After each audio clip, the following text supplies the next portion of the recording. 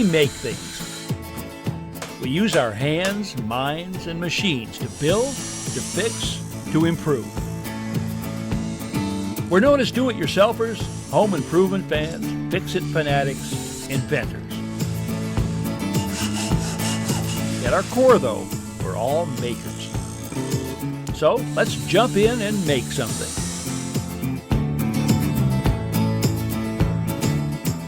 Hi, I'm Ron Hazelton. Welcome to the show. You know, if your experience is like mine, a home is, well, never really finished. There's always something to do that will make it just a little nicer. Now today, I'm going to visit a couple that wants to add a curved archway between their kitchen and dining room. A little detail that, well, for them anyway, will make a world of difference. Then I'm going to drop in on a do-it-yourselfer who wants to breathe new life into a favorite antique chest of drawers. If there's a theme to today's show, well, I guess it's transformation. Now, sometimes a little bit of detail goes a long way. I'd say that's the case in the project coming up. Lisa and Darren Hoffman's home in Tucson, Arizona is southwestern in style, with a rounded arch leading to the back of the house. But in the passageway from the kitchen to the dining room, well, it's all angles. There's not a curve to be seen. They'd like to change that. So I'm going to pay them a visit and see if I can lend a hand.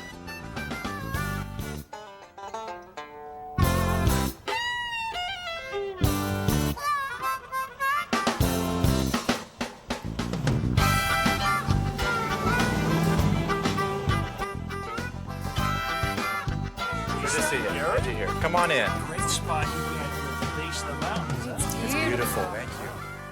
So what we were hoping to do was to add the kind of character that this arch provides over around in the kitchen, and also to provide a little more distinction between the living room and the kitchen.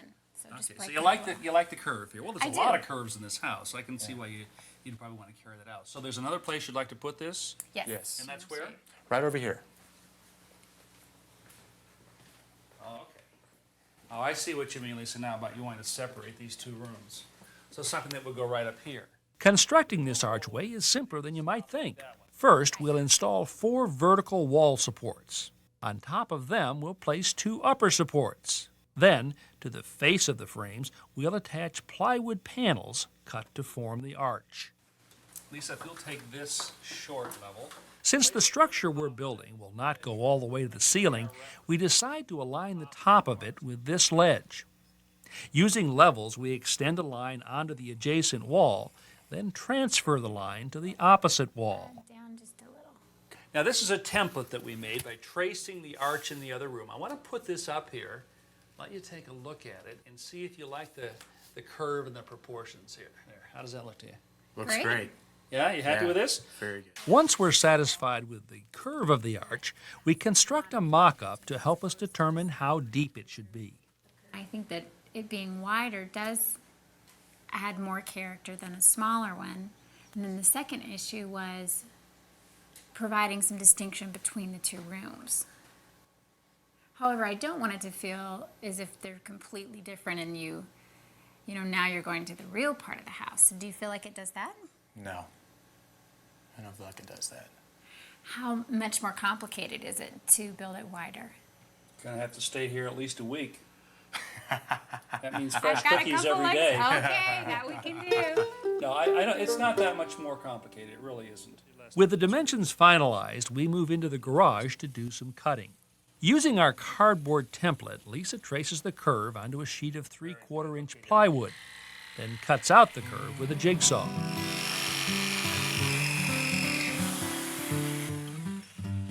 All right, very nice. Next, Lisa switches to the chop saw, or power miter box, and cuts the 2x4 wall and top supports. Very nice. Okay, guys. Good. Now, since we don't have wall studs in that wall where we need them to attach these pieces of wood, we're going to use toggle bolts. This is a toggle bolt, and this is the way it's going to work. We're going to put the bolt part of this through the 2x4, and then we're going to attach the toggle on the other side. Just a few turns like this. And then as we tighten this bolt right here, it's going to pull this piece of wood up snugly to the wall. Okay, well, I kind of commandeered your kitchen island here for That's make okay. a temporary workbench. These are the first pieces of framing that we're going to put up on the wall right here. So what I'd like you guys to do is just drill a hole through here. These are going to have to be put up with toggle bolts. So as vertical as you can make these will help, okay? Darren holds the supports in place, while Lisa inserts a bit into the pre-drilled holes, transferring the hole locations onto the wall. Then, using a bigger bit, Lisa enlarges the hole so that it's big enough to allow the toggle to pass through. Lisa and Darren work the toggle bolts through and tighten them into position on all 4 vertical supports. Next, Lisa and Darren set the top supports in place and secure them with screws. All right, well, here's our first arch. You guys did a nice job cutting that out. We're going to just set this right up here now on our frame. The plywood arch is screwed securely to the frame, making the entire structure quite strong at this point. Next, the couple installs the first of 5 stringers that will form the framework for the interior of the arch. 3 more stringers span the top of the structure. Here you go, Lisa. Next, we cover the top of the framework with wallboard, attaching it with screws. Okay, Lisa, here's the face panel. Now, it's rectangular right now. We're going to cut the curve after we put it up. Just let me know when it's flush up there. Okay, a little more, about an More? inch or so. More? There we go, that's Okay. good. I'm going to hold this now. Why don't you go ahead and put a couple screws in.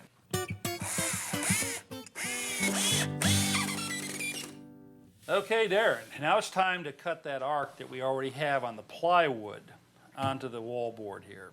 Now, we could use a wallboard saw to do that, just sort of file along the edge, but I'm going to try something that's a little faster. This is a spiral cutting saw. Okay. It's got what's called a pilot, a self-piloting bit. That's going to run right along the edge of that plywood.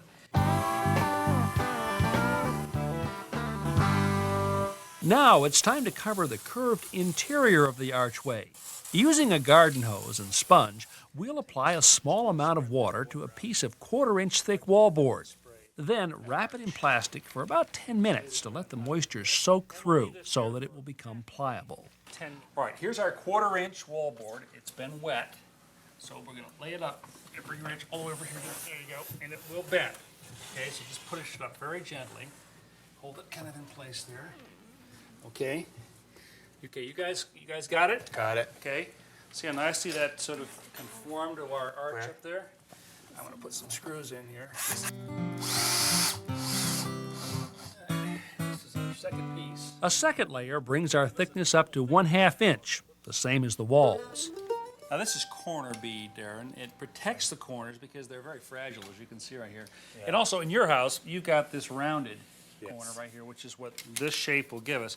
But also, this has been cut or curved to allow it to bend in an arc, Okay. which is what we need right up here. So if you'll hold your end right there, what I'm going to do is come over here and just kind of get an idea about how long this should be. The plastic corner bead cuts easily with scissors and is held in place with ring shank nails, which must go through the wallboard and into the framing. Next, we apply joint compound to cover the nailing flange and blend the corner bead into the surrounding surface. Wherever the archway meets the wall, we apply joint compound and joint tape. Just like that. And kind of press that paper tape into the joint compound. Okay. Now, the paper tape acts to reinforce this joint, keeps it. I think that's an interesting thing. This one piece will make 52 layers. Watch on mobile devices or the big screen. All for free. No subscription required. Cracking. After the joint compound dries and is sanded, the archway is primed, painted, and complete. Well, guys, I really think you made the right decision about making this wider. It definitely separates the living room in here from the kitchen out here. Is that what you wanted? I'm very pleased. It adds a great deal of interest to the home, I think. Oh, great, great. It's actually better than I expected. Better? Yeah. Oh, that's nice Yeah. to hear. You know, the real beauty of this archway is that it blends seamlessly into the architecture, as if the builder himself had put it there.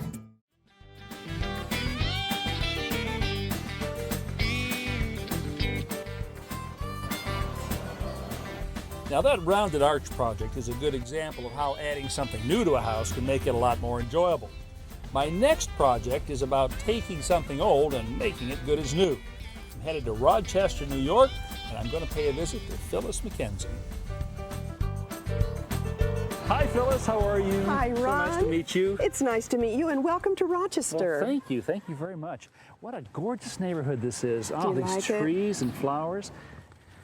Oh, I love your garden. Do you? Oh, there's color everywhere. Oh, this is Yeah. beautiful. So you've got a couple passions. You've got gardening and antiques.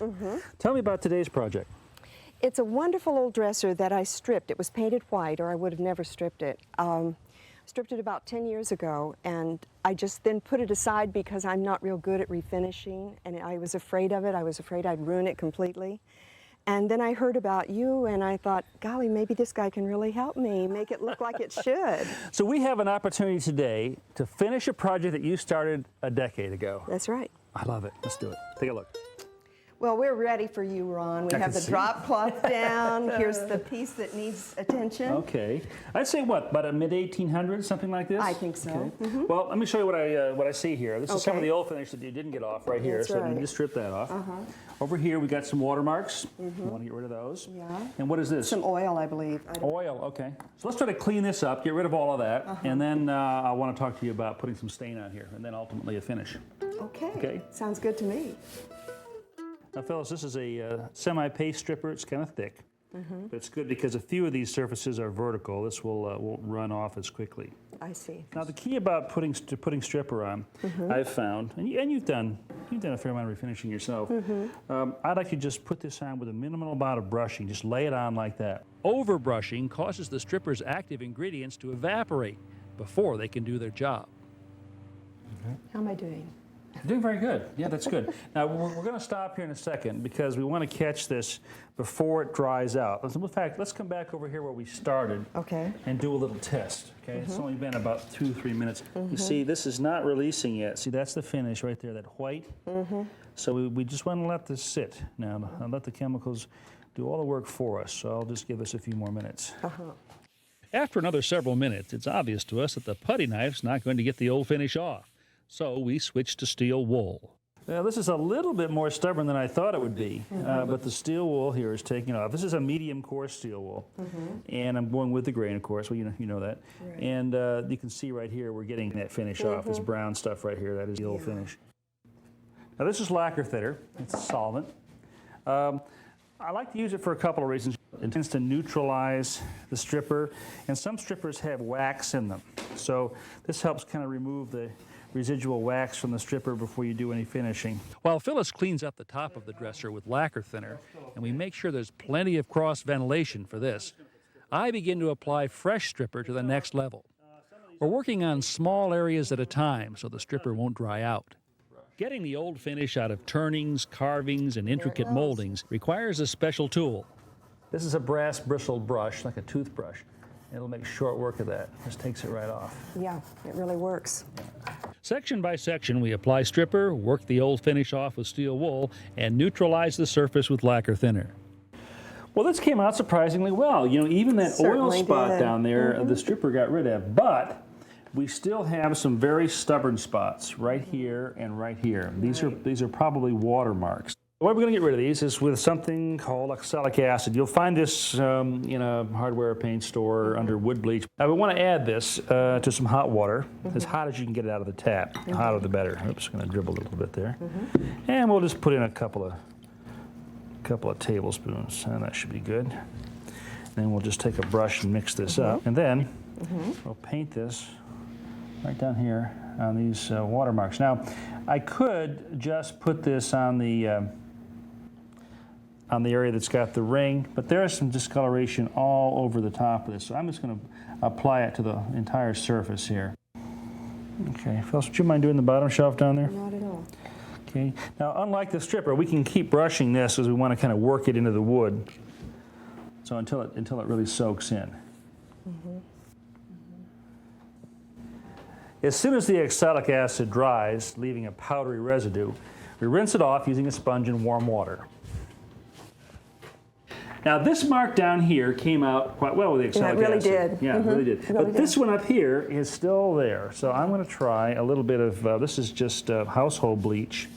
in diluted water. I've got about 1 part bleach to 5 parts water. Remember, there are no hard rules to furniture stripping. If something's not working, well then experiment. Now the bleach removed just about everything. There were some very faint marks left, so we're sanding these out now with some 100 paper, and then I'll move up to a 150 grit for a final sanding before we stain.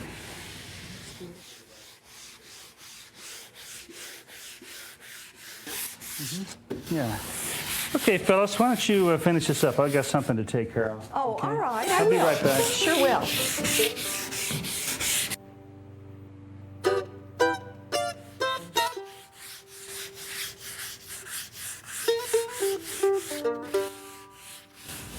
Oh, this is going very well. Very well, very nice. Right, well, I wondered where you went. I had a planning meeting. Oh, did you? Oh, all right. Okay, well, we'll dust this off now, and then Okay. we're just about ready to stain. Nice work. All right. Very nice work.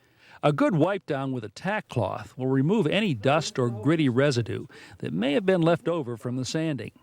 Okay, well, it's time to stain. All right. I'm going to suggest that we use this gel stain. So let's apply this with a brush, starting up here at the top. Oops, maybe it'll drop there. I like gel type stains because they're easy to control. They minimize drips, runs, and splashes, and they can be applied with a cloth or a brush. I make sure to thoroughly work them into crevices, details, and carvings. The instructions for this stain say to stop after about 3 minutes and wipe off all the excess. So we'll do this in sections. Let us wipe.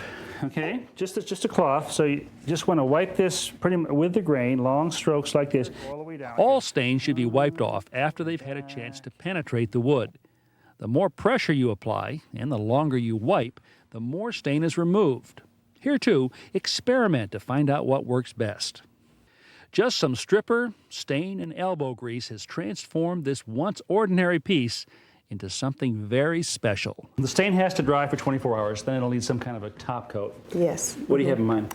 I think tongue oil. Okay, 2 or 3 coats? Yes, absolutely. It'll look gorgeous. And then after a decade, finished, huh? Oh, yes.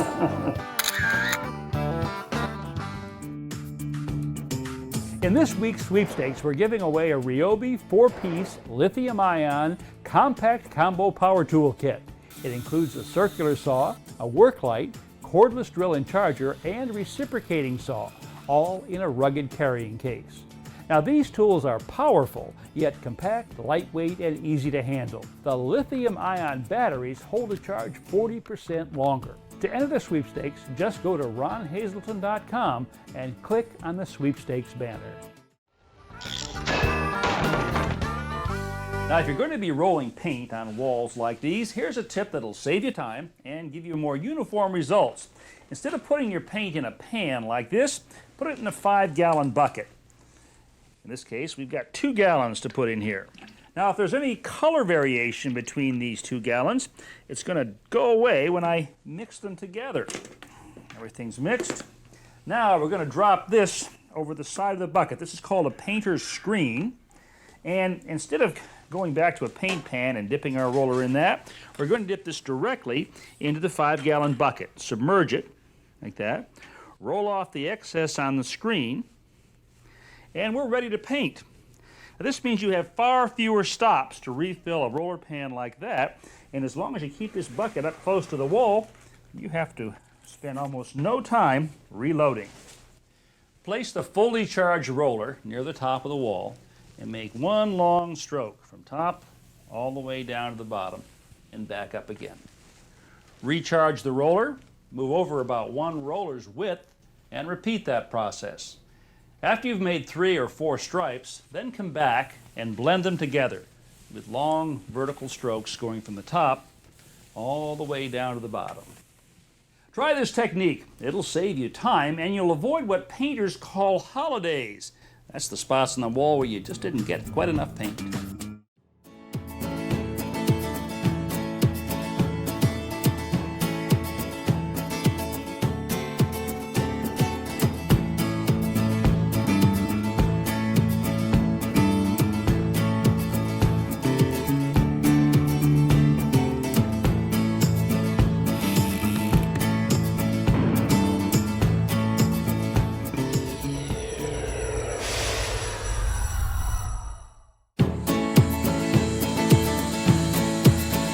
We make things.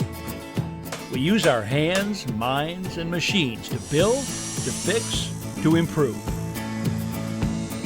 We're known as do-it-yourselfers, home improvement fans, fix-it fanatics, inventors. At our core, though, we're all makers. So let's jump in and make something. Hi, I'm Ron Hazelton. Welcome to the show. Sometimes what it takes to get started on a home improvement project is a little encouragement from someone else. And that's what inspired me to tackle a job I've been putting off for quite a while, reglazing my 35-year-old windows. After I'm finished with that, I head to the Great Northwest to help an Olympia, Washington couple give their home a bit of a lodge look with the addition of a post and beam detail to their family room. Good stuff. Stick with me. I got an email from Dennis. He says, I can't seem to find out how to reglaze window glass. The old putty on each pane is hard and brittle. Well, Dennis didn't wait around for me to get back to him. He went ahead and did the job himself, and he says the results turned out great. In fact, he goes on, this is one of those mysterious jobs that we would pay someone a lot of money to do. When the job is done, I thought, this is just too simple. No harder than making an apple pie. Well, Dennis, thank you for the email. I'm going to incorporate some of your suggestions with my own experience because I've got a window out there that's definitely in need. Well, I'd say this window is a real good candidate for reglazing. Now, the first step in this job is to remove the old material. There are several ways you can do that. I'm going to show you a few and pick the one that works best for you. I'm going to start with a very stiff putty knife. Now, the idea here is to go in on the bottom of the glazing where it contacts the wood and kind of break it loose like that.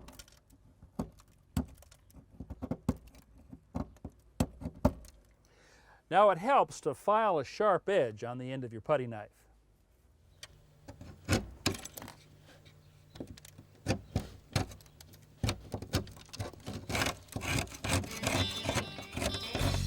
Now sometimes heat from a heat gun in combination with a putty knife can work really well because the heat actually can soften this glazing even though it might be really hard from age.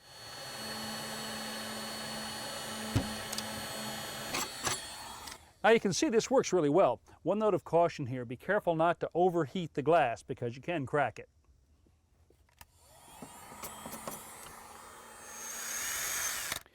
Now, this is called the putty chaser. It's made by Prozzi, and its sole purpose in life is to take old glazing compound out of windows. It has sort of a flat blade here, like a blunt screwdriver, and it spins and knocks out the old material. Let me show you right here.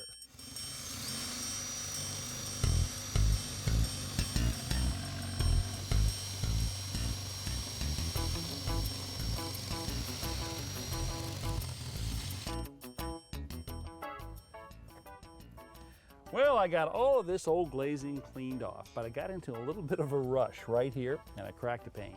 So I put some duct tape on here to keep it from shattering. I'm going to take this out now and replace it. When I'm removing broken glass panes, I protect my hands with leather or Kevlar gloves and my face with a plastic shield. With the masking tape in place on both sides, I tap the glass with the end of my putty knife just enough to make it shatter. Most of the broken pane can lift out in one piece.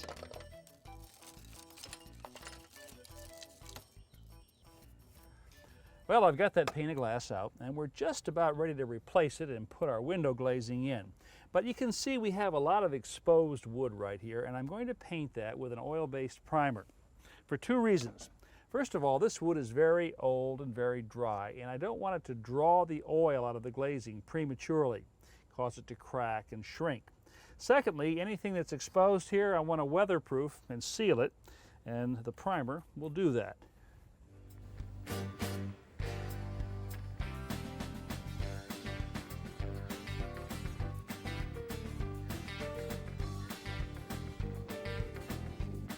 Now, since this is oil-based paint, I'm going to let it dry overnight, then I'll come back tomorrow, put that glass in, and finish up the glazing.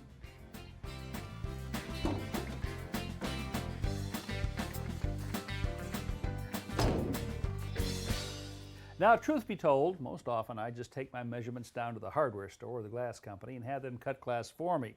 But there are times when I do like to cut my own. So I'm going to do that now, and maybe you'll pick up some tips here that you'll find useful. First thing, of course, is we've got to clean the surface of the glass. And this may sound a little bit silly, but glass that is not clean just simply won't cut very well. It won't score properly. Now I'm going to make my measurements. The width was 8.5 and 8.5 up here. Now, a metal straight edge like this can slip a little bit on glass, so I like to put a piece of tape on the back. This is just masking tape.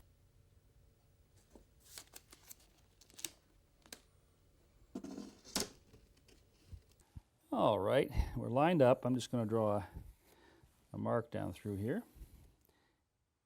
Now it's time to cut, or actually score the glass. This is a glass cutter. The way I hold this with these teeth or notches facing downward, I place my first finger about right here and then tip it up at about this angle. Now I like to dip the cutter in some oil, acts as a lubricant, get a good grip on my straight edge here, and I'm going to make just one scoring cut. Now, you want to break the glass fairly soon after you score it. And the way I like to do it, just to make sure I get a straight cut, is to put a piece of dowel under the score and then press down on two sides. I repeat the process to cut the glass to length. First scoring, then placing a dowel underneath, and finally breaking. Well, there it is. Now, sure, I could go out and have somebody else cut this for me, but I have to admit there's a certain amount of satisfaction in doing it myself. Now, before I can set this in the frame, I've got to put what I can call, I guess, a bedding coat of glazing putty in here, and that will actually act as a cushion for the glass. Glazing putty is the material that seals glass panes into their frames. I find it easier to use if I first knead it, then form it into a rope shape.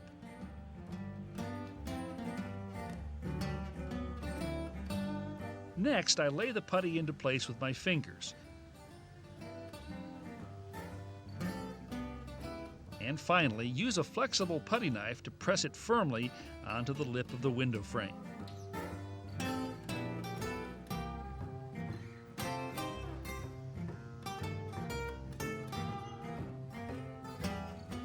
I set the glass pane in the bed of putty and press around the edges to make sure I get a good seal.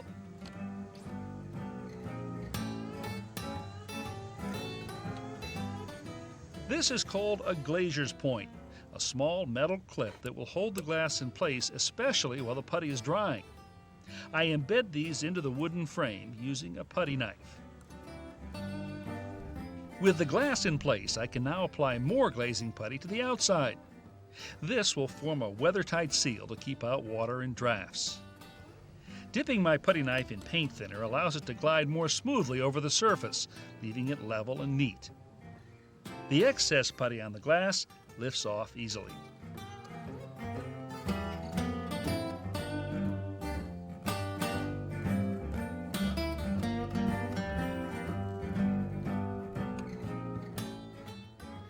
Now, this is a product I haven't tried before, window glazing in a caulking tube. Let's give it a shot. The caulking tube nozzle is designed to lay a bead that's just wide enough for the job. This product is water-based, so that's what I'll dip my putty knife in. The material is also a bit thinner and stickier than glazing putty. I might be better off waiting until it has partially set before trying to remove the excess. That turned out pretty well, too. You know, I'm not sure which variety I like. On one hand, the old-fashioned kind cleans up a little more easily, but the caulking tube variety certainly does go in easily. You know what I think? You should try both and then choose the one that you like best.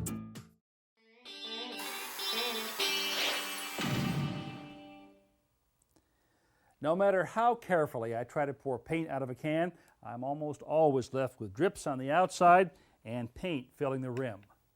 But it really doesn't have to be this way. I've found 3 replacement lids with built-in spouts that eliminate the mess. This lid snaps into the groove on the can rim. It has a removable inner cover and an open pouring spout. It pours freely and allows unwanted paint to flow back into the can. The spout does, though, require just a bit of wiping. A nice plus is this built-in brush holder, 2 small magnets that grip the steel ferrule. Lid number 2 fits on the outside of the can. The molded-in spout has a screw-off cap and an air vent. The vent makes for smooth, even pouring, and the spout needs almost no cleanup. This metal lid replaces the one that comes with the can. It has a built-in collapsible spout that pops out with a tug on the cap ring. Because this lid has no air vent, pouring tends to be a little less even, producing a sort of gulping action. In the end, though, it makes a fairly neat finish. When I'm finished, I screw the cap back onto the nozzle and then push the whole spout back down into the lid. The good thing about this, I can stack one can on top of another. Well, if like me, you're tired of dealing with this kind of mess and you want to keep your leftover paint in good condition, then you might want to try out one of these pouring lids. In this week's sweepstakes, we're giving away a Ryobi 4-piece lithium-ion compact combo power tool kit. It includes a circular saw, a work light, cordless drill and charger, and reciprocating saw, all in a rugged carrying case. Now these tools are powerful, yet compact, lightweight, and easy to handle. The lithium-ion batteries hold a charge 40% longer. To enter the sweepstakes, just go to ronhazelton.com and click on the sweepstakes banner.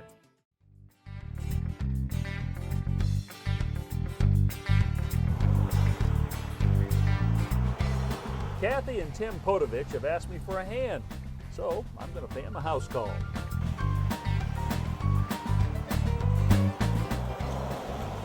Hi. Hi, Kathy. How are you? Hi, Ron, I'm Tim. All right. This is Cooper. Cooper. My pleasure, sir. And you are? Cole. Hey, Cole. And this would be... Riley Rose. Hey, Riley. How are you this morning? Huh? Say fine. Take a look inside and see the project? Come on in.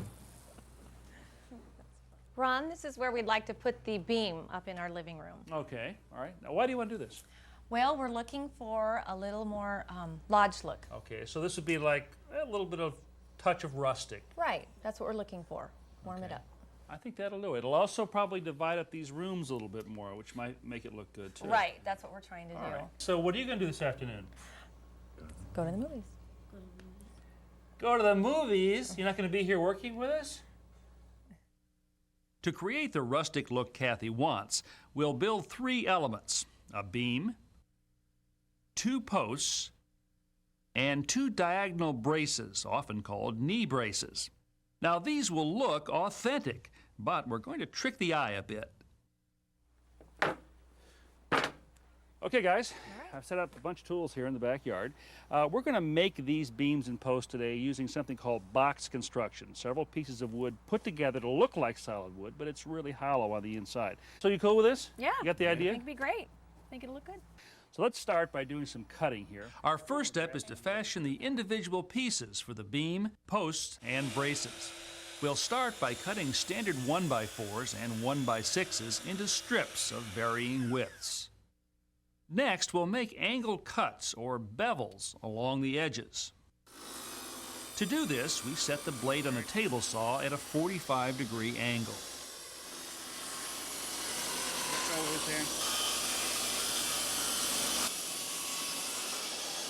Okay, guys. With the bevels cut on the edges, it's time to measure and mark for length. And let's make this one needs to be 91. Then we make our cuts on the power miter saw. Well, guys, we've cut all the wood for the entire project over here. And now what I want to do is to begin to assemble the pieces. We're going to start with the beam that goes up on the ceiling, and I've got a little mock-up here. This is what it's actually going to look like. I think it would clear things up if we went inside. Let me show you how this is actually going to work, okay? Okay. I'll follow you. It's going to go right up here in the corner, and it's going to give us the look, when it goes all the way across, of that beam. Back outside, we begin assembling our beam, posts, and braces. Yellow wood glue is first applied to the beveled edges. Then the sections are placed together and carefully aligned. Put that right up there. Kind of squish it a little bit. What you want to do is you press down first and then pull a quick pull on the trigger. Okay. Let me Small-headed finish nails, driven in with a pneumatic nail gun, will hold the pieces together until the glue dries. With the beam finished, we move on to the posts that will support each end of the beam. and vice versa. The process is the same, but the shape is slightly different, like a shallow U. Finally, we assemble the knee braces. After nailing them together, they resemble long, hollow boxes. On each end, we make 45-degree cuts, or miters, that will allow the braces to fit snugly between the beam and posts. Okay. Inside, we go to work on the art of illusion. We begin by screwing a strip of 1x4 lumber to the ceiling. Okay, Tim, just push it right up on there. Then, slip a section of our ceiling beam over this cleat and nail it in place. Good. Very nice. Next, we measure the remaining distance to the wall. Cut the next section to length and slip it into See how it's place. in a little further? Yes. Yeah, there you go. That's it. To cover the joint between the two sections, we create a make-believe scab. It's a brace that would have been used to join real beams together. An authentic scab would have had wooden pegs that passed entirely through the beam. Ours are only long enough to enhance our illusion. With the beam up, we turn our attention to the posts. Once again, we start by installing a cleat. Luckily, we find wall studs just where we need them and are able to use wood screws. If we hadn't been so lucky, we'd have secured the cleats with toggle bolts.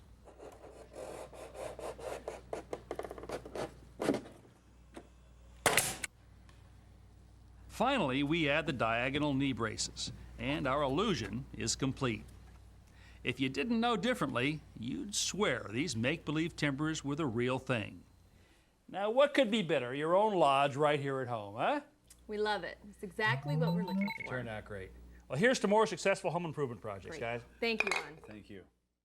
Now, when it comes to getting really great results in home improvement projects, I honestly believe it's important to use the best tools you can afford. And that's true for paintbrushes. It used to be that brushes fell into one of two categories: natural bristle for oil-based paints and nylon for latex or water-based paints. Nowadays, though, the nylon polyester blend can cover everything. A good quality brush should have plenty of densely packed bristles that are straight, evenly trimmed at the end, and securely fastened into the ferrule to eliminate shedding. The standard or square end brush is used for applying paint to a flat surface. The angled or sash or trim brush, on the other hand, is used for cutting in. It can be used in this direction or in this direction. Now, a brush will work better and last longer if it's thoroughly cleaned after every use. Start by rinsing the bristles under running water, and then bend them back like this. This will dislodge any paint that may be trapped up here next to the ferrule. Apply a couple of drops of dishwashing detergent here and here, and then work the bristles in this direction.